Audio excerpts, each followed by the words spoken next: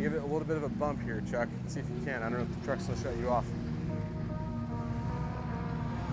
Keep going, momentum, momentum. There you go, right there. Keep going, keep going, keep going.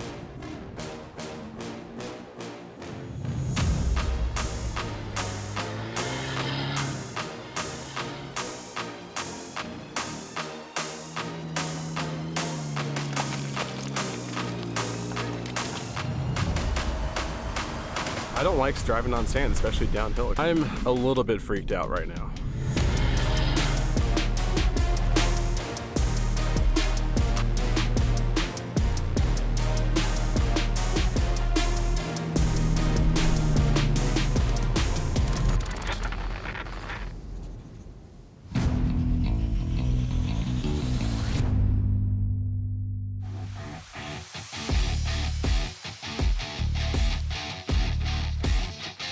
Hey guys, and welcome to another episode of On the Trail. I'm your host, Matt Moghaddam, and today we're exploring the Superstition Mountains OHV area in California's Colorado Desert.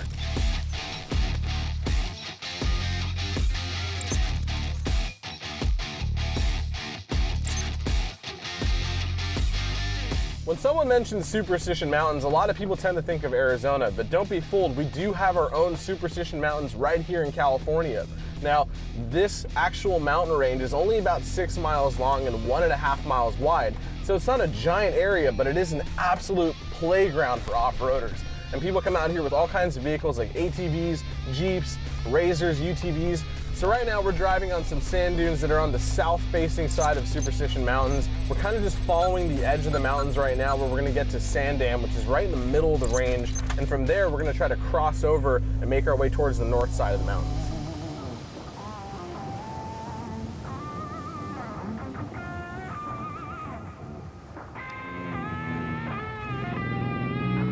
I'm joined today by my good friends Sara Moroson of LGE-CTS and Chuck Dempsey of Baja Kids. Sara's driving a 2021 Ford Bronco that she and her team at LGE-CTS built, which is running 37-inch Nitto Recon Grappler. And Chuck's driving another 2021 Ford Bronco, also built by LGE-CTS, and this one's got 37-inch trail grapplers. And today I'm driving the Project X Jeep JK, and we just put a brand new set of Nitto 35-inch ridge grapplers on it.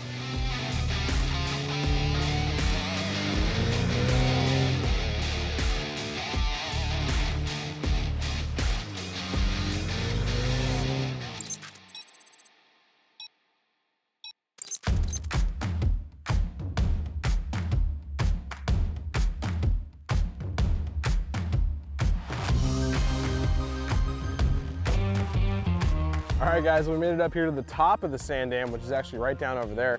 We got this beautiful little valley with these dunes here and a couple areas to play.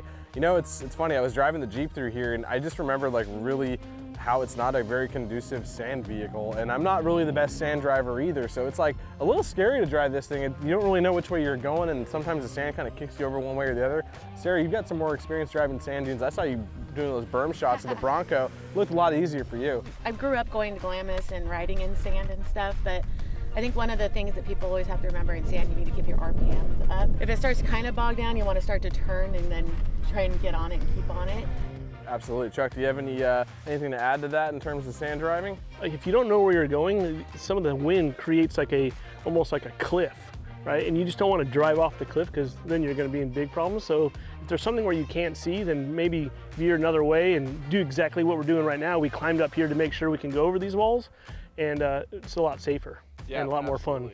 It's a lot easier said than done when you're in a Jeep JK, I think. But with the IFS on these Broncos and your suspension, it seems to just soak it up super nice. Yeah, the sand mode. I got matte mode, and that's all I got, you know? Yeah, that's Sand Dam right there. What do you guys think? You want to give that a shot, or do you want to keep rolling? I mean, I'm always up to try anything. We're here. She's going. Just be careful going around the top side of it there. Oh! I hate sand. I'm just gonna make it 2 inches past her marks. Come on. Made it. That's all I needed to do. That's all we wanted to do. All right, Chuck, what's your strategy to get 2 inches past my mark now? Go, go, go, go! Oh, man. Got it! Dude. Try to go up and see how far you can go and test your skills as a driver. That's really how I developed my skills as an off-roader, was by pushing my own limits and just slightly pushing the limits of whatever it is I was driving. Oh, did Norby just... We got droned down, man, droned down. Okay. He's a bit of a warrior. He's got some salt, some sand. Let's see if he flies. I think he's gonna be just fine.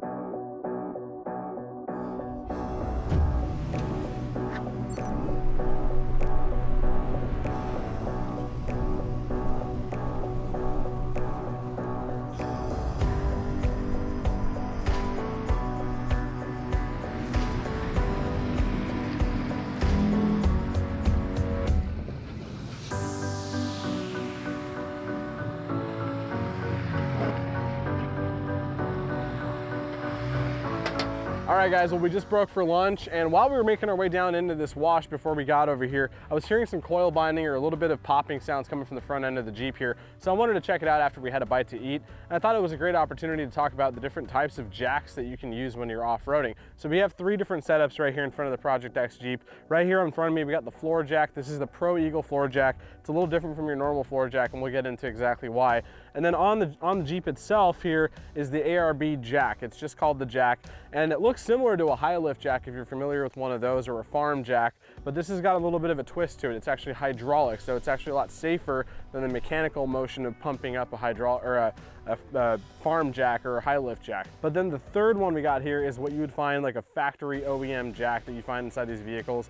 The Jeeps have them, the Broncos have them. Toyotas sometimes have a hydraulic jack, which we don't have here, which is like just a small bottle jack. So if you ever need to use a jack to lift up your vehicle in anything kind of like this soft, terrain here, you're not going to have a lot of luck with something like this or a bottle jack. Chuck, you guys have a little bit more experience with these Pro Eagles. You do them in racing a lot. Can you talk to me about how this jack works and why it's really beneficial to have when you're off-roading? One of the things is very heavy duty, has adjustable headpiece there. So if you've got a truck that's a little bit modified like yourself, running a bigger tire, it gets a little bit closer to the axle, so you don't have it up high and kind of wiggling up in the air. And it's a lot safer than just bringing a bunch of 2x4s with you and stacking them on top of your floor jack like you normally do at home. And I'm totally guilty of that, so no shots at anybody who's using 2x4s out there. But really the last thing that you want to use out here is something like this scissor jack right here. As you can see, it's just got this really thin kind of stamped steel base right here, and it's not going to do you any good out here, because as soon as it gets under a lot of load, this is just going to start to dig and sink in there, and then it becomes really unstable. If it's not on a flat surface, if it's not on concrete or pavement, that's going to be pretty ineffective for lifting up a whole vehicle, or at least one corner of a vehicle or one side of it. I'm glad that we looked underneath this thing and all we saw was a little bit of coil binding onto the sway bar link there, moved it out of the way, no problem at all. So we're going to drop this ARB jack right here, put all this stuff away, and we're going to pack up and keep going down the trail.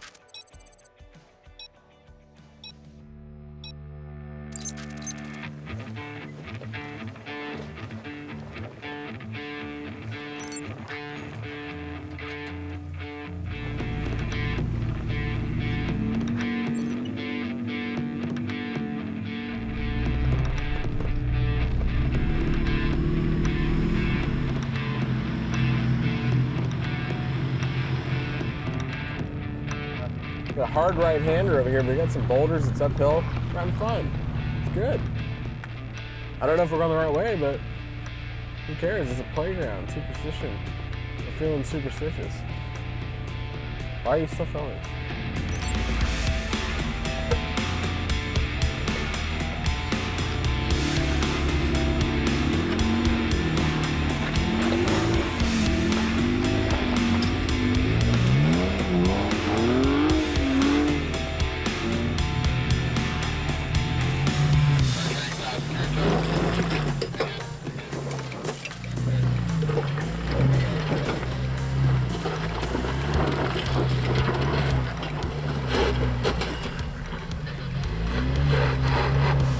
You got a rock it's right here, I'm standing on it.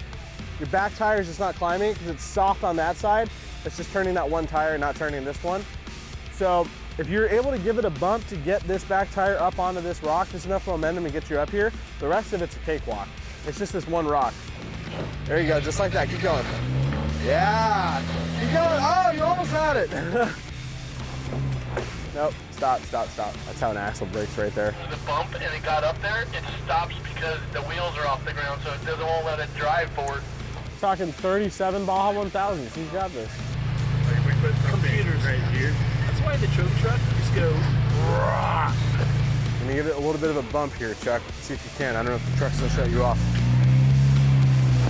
Keep going, momentum. There you go, right there. Keep going.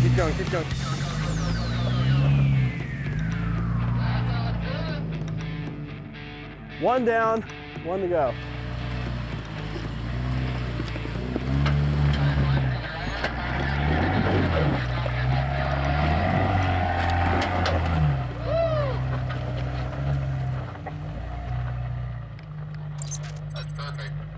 Kind of fork in the road here. This looks like the mine trail. That right there says mine bypass. Just by looking at them, I already know which way I'm gonna go. And a lot of these gatekeepers are there for a reason, to show you that like, this is kind of a taste of what it's gonna look like going down that trail. So if you can't make it past that first obstacle, you're gonna have a lot of trouble. That looks a hell of a lot easier. So I think we're gonna head to the right. What do you guys think?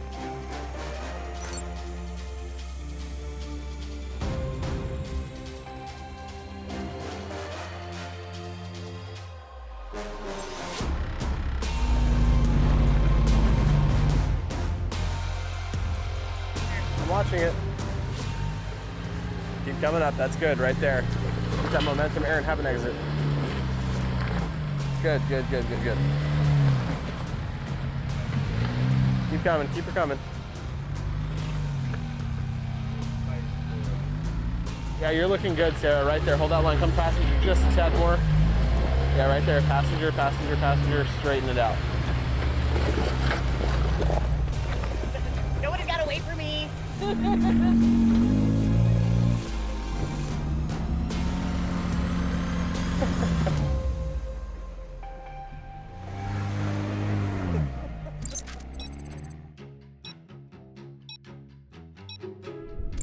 Ooh, check out this dune right here. So we're gonna try to make it down this, you guys. What do you think? I think it's doable. We just gotta make sure we keep our speed up and not try and launch it over. But I think what we don't want to do is stop right here, right, Sarah? You're the sand expert. yeah, don't stop right here. Okay. You're gonna keep like a nice little roll into it and then just gas it going And just down. on the Keep some throttle momentum. going down. Chuck, Yeah. I know you see some cones over there and you see the finish line, so. To me, that's the finish. So all this doesn't mean nothing to me. Well, I'm admittedly not a big sand driver. You know, I don't do a lot of sand driving, and going downhill in sand freaks me out. So this is gonna be kind of a moment for me to like compose myself, and like, I think I'm gonna let you take point on this one, Sarah, and show us where the right track is. And I'm really glad that we're here for your moment. You guys know how to make me feel real vulnerable right now, you know? 10 years of off-roading, and here I am chickening out about a 60-foot sand dune. I've been racing for, I don't want to say my real age, but like 35 years, and I've never done something like this. So it's the first time for me too. But I think it's gonna be awesome. Oh, we got this, man. Yeah, Come let's on. do it. Let's do it. All right, Sarah. I'm a little bit freaked out right now. Stop filming me.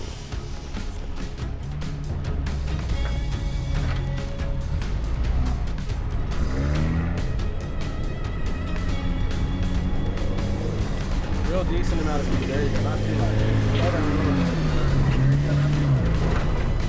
Woo! Got that front tire off the ground a little bit right there. Did you see that? Now it's my turn. You got it, Matt.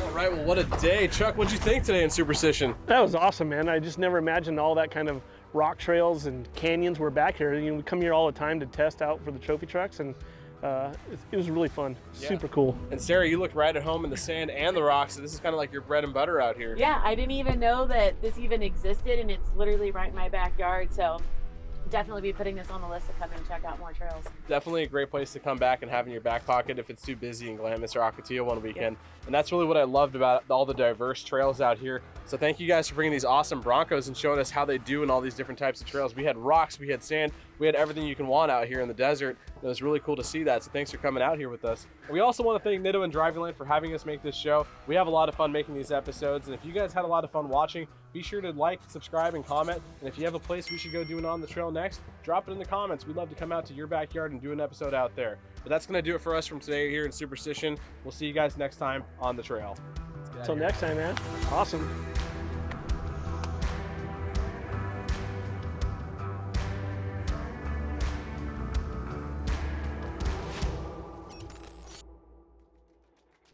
Thanks for watching Driving Line. If you guys like this video, consider subscribing to our channel so you'll never miss any of the content we create here. Whether you're into trucks, Jeeps, imports, domestic vehicles, or anything in between, we are here to fuel your passion. So hit that subscribe button and we'll see you guys next time.